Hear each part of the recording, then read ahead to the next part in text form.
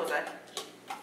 I was a freshman in high school, and my biology teacher had us doing experiments with, I had no idea what this had to do with biology, but we had to make musical instruments. We had to do tones, different tones of different bottles of water.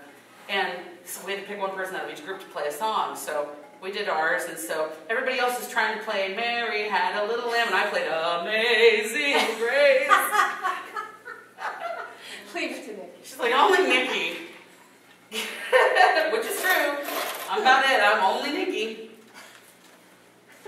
She's like, that's really pretty. I was like, thanks. I specialize in bottle playing. That's like the kazoo. Yeah. I can play. So I have handouts. If you'd all like to come and get one, you too, Mikey. I've seen it. You're going to get it anyway. I'll bring them. It's okay. I've already got them separated, so Okay. there you go. I gave mine away, so I'll give one. That's all right. That is one for you, darling. You're part of the group, so you have to have one too, Mike, even if you've already seen it. It's nothing extraordinarily exciting. And just in case you're wondering, I didn't write any of this. It's all plagiarized. So,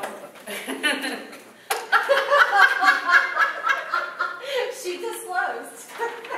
no, well, I actually had a page. I actually had this is a cut and pasted from different websites because I'm lazy. But I had a page actually that had my sources listed, and I totally forgot to send it to him to print and copy. So I was like, oh well, they're from websites somewhere. So if you go online and you look up things like history of drumming or meditation and drumming or drumming styles, things like that, you'll find all sorts of stuff. It's so much fun. And I'm the kind of person who, I love history, but for some reason when it comes to practical aspects of my life, I really don't care. Does that make any sense? Like, for example, drumming is something I think is very fun, a great stress reliever, great for meditation, but I never really stopped, until probably about a month ago, I guess, to think about where it all really came from. And the first thing I thought about was, well, what's the most natural rhythm in nature? And that's the ocean. The ocean is the most natural rhythm in nature on this planet because it's the oldest thing on this planet. It's older than the land, And I thought about the tide coming in and coming out. Have you guys all been to been to the ocean? Or good to go. I never saw the ocean until I was 30 years old. And it was quite overwhelming to me. I was like, holy cow, it's big. It's really big. Because nothing can really prepare you for the vastness of it, especially if you're an adult. And your world is already relatively well limited. And I'm legally blind, right? So I can't even see how vast it is compared to what you guys can see. And it kind of frightened me. But the sound of it was the most calming sound I think I've ever heard in my life. That gentle swell in and out. It was almost like breathing. Like nature's breathing. You know what I'm saying? It's a beautiful, beautiful sound. And then I thought, because this all happened a lot faster than the way I'm explaining it to you, but then I linked that to the sound of when you put a shell up to your ear, and they say you can hear the ocean. Well, it's not the ocean, it's the sound of your own pulse, your own heartbeat. The rhythm of your own blood pumping through your body. And I thought, it's amazing how those two sounds are so similar. Is it a coincidence? I don't think so. It made me think of all of the natural rhythms of life. Breathing, the ocean, the breeze and the trees, the noises those make, all of these natural little rhythms and cycles that we often take for granted, even those that aren't sounds, like the cycle of water. And I connected all of that. So then I thought, where in nature, as far as animals, do we see drumming? And can anybody think of what I thought at first? You might guess. Chimpanzees. Yes! The thing. You say donkeys. Donkeys? Really? I didn't know donkeys could drum. Well, well, not drumming, but they like beat their hooves. Yeah, that's a good one too, though. You know what? I hadn't thought about that. Like animals in general, donkeys and horses and cows when they stamp their hooves, and I think that's part of their communication. But primates, chimpanzees and apes and the ape family, them specifically, they drum purposefully with their hands. A lot of it has to do with, look at me, I'm so cool. You know, I'm stud muffin, you know, gorilla man, you know. Exactly. But if we can see this going back in nature, it's no wonder that we as human beings developed it ourselves. The first evidence that we can see of human beings actually drumming using drums dates back to about 6,000 BC. And there are, oh, what do they call those cave drawings? What are they called? Petroglyphs? Huh? Petroglyphs. Yes, of actual drumming. And one of the ways that drumming was first used was between tribal communities as a means of communication, because they didn't have phones, and sometimes it's kind of a pain to send, you know, one person to the other tribe. You go tell them this, and okay, then come back here. And they would develop a system of drumming signals to communicate basic things to each other. This is back when language was really, really basic as well. And as time progressed, so did the drumming. It was used a lot in times of war. We find that it was used frequently, and still is used frequently, in rituals for religious experience, for spiritual experience, whether it be in African drumming or Native American drumming or Japanese drumming. Drumming is something that I can't even think of a society where drumming doesn't exist. A civilization where drumming isn't a part of their basic culture. And what that really is related to as human beings, what we can relate that to on a personal level, is the rhythms in our own body.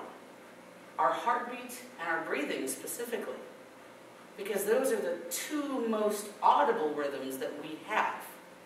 I mean, if you get a stethoscope out and listen to your belly, you can hear all that stuff going on too. But if we can feel our heartbeats and we notice the sound of our breathing, and if it's really, really silent, you could even hear your own heartbeat. So what I want us all to do at first is I want us to work on some breathing exercises. I want us to get in touch with our own personal rhythm. So everybody, if you could, get very comfortable in your chair. Let it support you.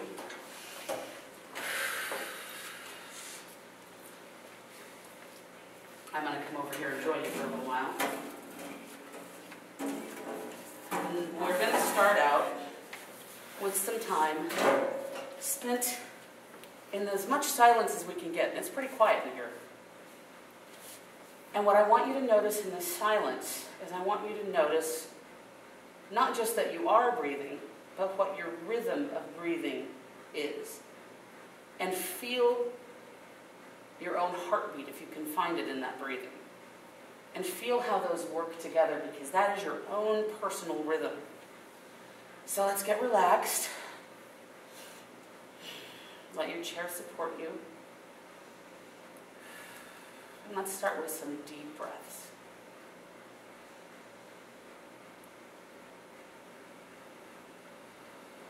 We're going to breathe in. And we're going to breathe out. We're going to release all that tension. Roll your head around a little.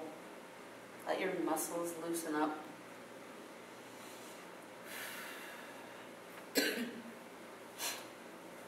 We'll probably use a little creative visualization with this as well. This first exercise.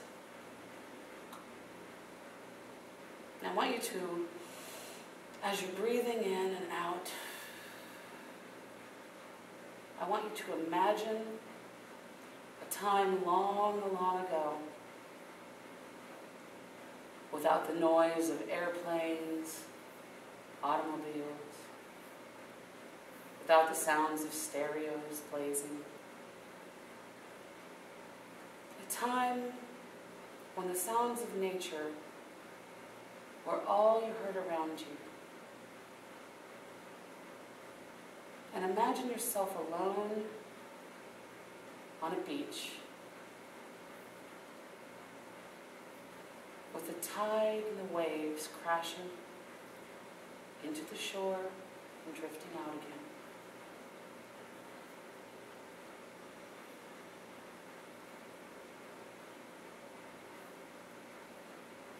Notice the sound of the waves.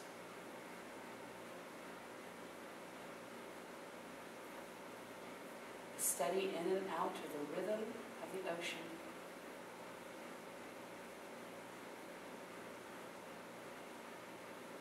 Notice how your body mimics this rhythm.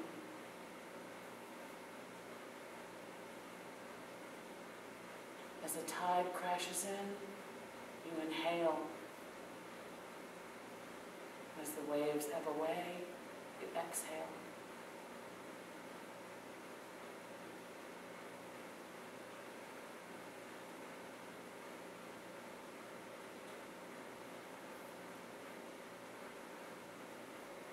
With each ebb and flow,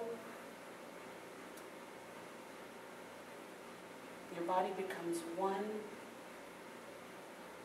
with the rhythm of nature.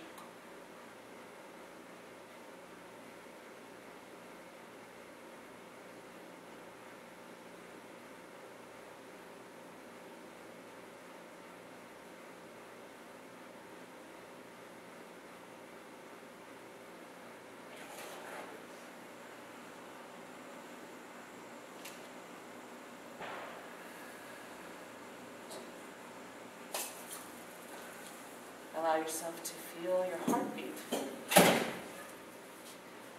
A gentle love-dub, love-dub, as it pulses life through your body.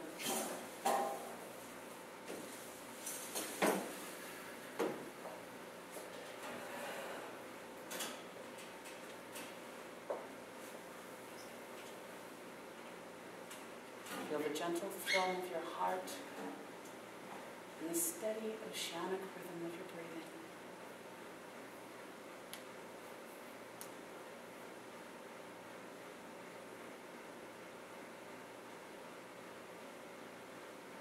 As you become more attuned with your own natural rhythms, feel free to tap your rhythm on your own legs, on your hands, whatever you're comfortable with. Just use your fingers. Your own heartbeat.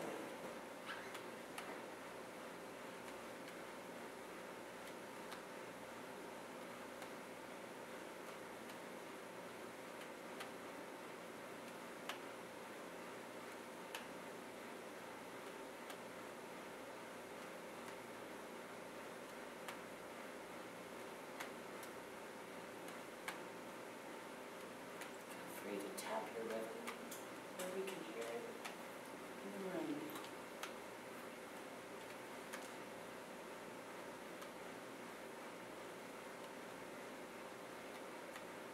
There's no right or wrong. It's only your rhythm and the rhythm of all humanity.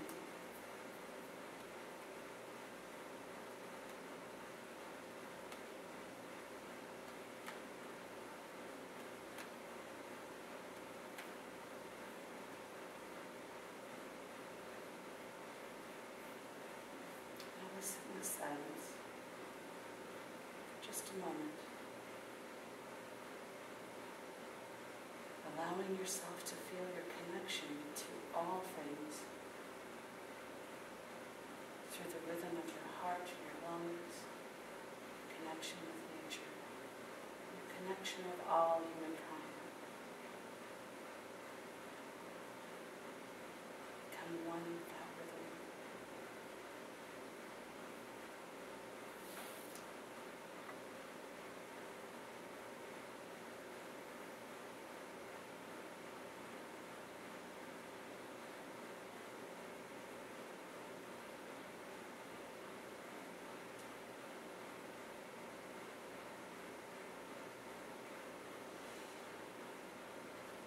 slowly, as we begin to come out of the silence, let's take a moment to beat that rhythm on our own laps.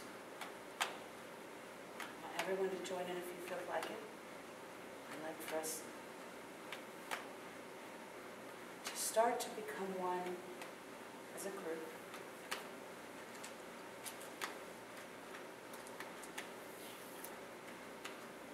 Allowing your own personal rhythm to come through with all others.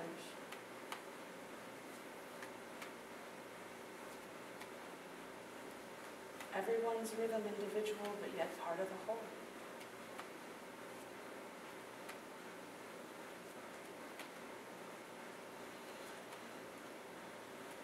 As you continue to breathe in and out,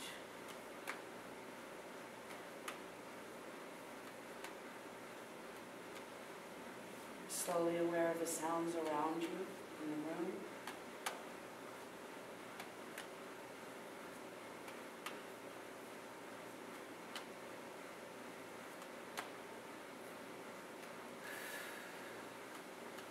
Opening your eyes.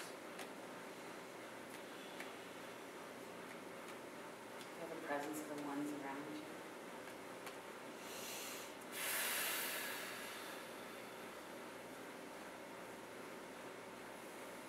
I feel much more relaxed. Hi. Hi. How's it going? It was hard being here. Oh, I'm glad you made it.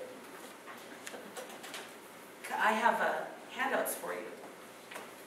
I'd like to go I ahead. thought it was going to be by the old place, because I remember seeing Northwest Berry Road there, Ah, and it turned out that that Berry Road was closed for a bridge, so, but we found it.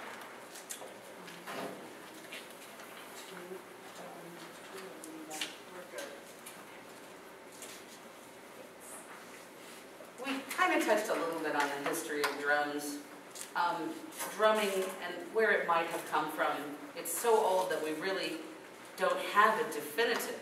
I mean, like I said, the first pictures and paintings of drummers actually drumming dates back to 6000 BC.